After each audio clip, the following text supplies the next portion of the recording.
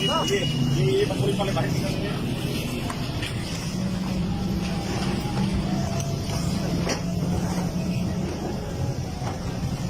ये पुलिस है, पुलिस एहलकार उन डाकुओं को अंदर से लेके भाग गई है और ये पुलिस एहलकार साथ बैठा था, चाबी भी नसीर साहब के पास थी और ये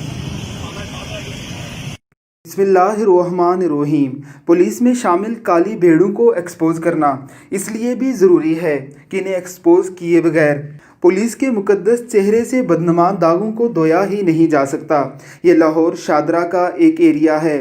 पंजाब पुलिस के एक आला ऑफिसर ने यहाँ पर प्राइवेट टार्चर सेल बना रखा है। 6 से 7 लोगों को हथकड़ियाँ लगाकर यहाँ पर तशद्दुद का निशाना बनाया जा रहा था कि मीडिया टीम यहाँ पर पहुँच गई। मीडिया के आते ही पुलिस में थरथल्ली मच गई। यहाँ वहाँ भागने के बाद मीडिया के सामने ही उन लड़कों को वहाँ से भगाने की कोशिश की जा रही है। पंजाब पुलिस की हालत को बदलना इस कदर नामुमकिन हो चुका है। जब तक कोई डंडे वाला इस्लामी माइंडसेट का हामिल आदमी इन पर आईजी बनाकर नहीं लगाया जाता जो इनका बराबर एहतसाब करे, तब तक इस लानत को ख़त्म किया ही नहीं जा सकता। आईजी पंजाब के दावे धरे के धरे रह गए हैं।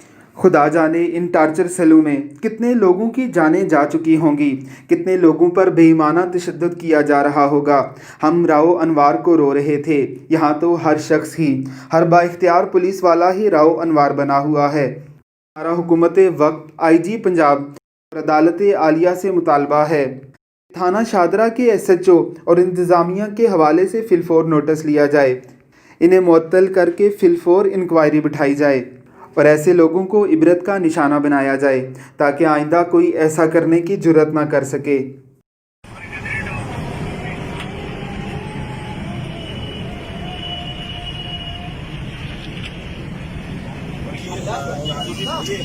पुलिस वाले बाहर निकल रहे हैं।